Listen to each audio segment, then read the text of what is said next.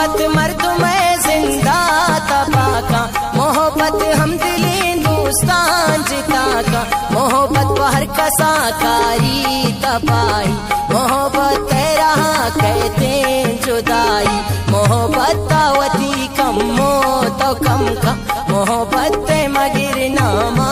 कसम का, मोहब्बत तो कुता गोमन दुरुचा, दुश्मन मोहब्बता शंको न लोचा।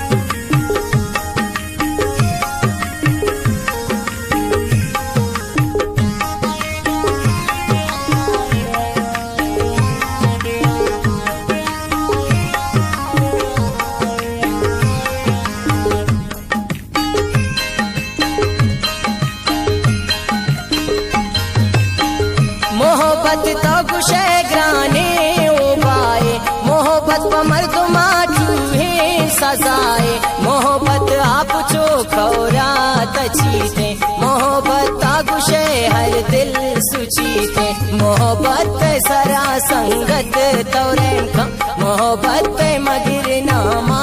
कसम का, मोहब्बत तो कुता गोमन दुरु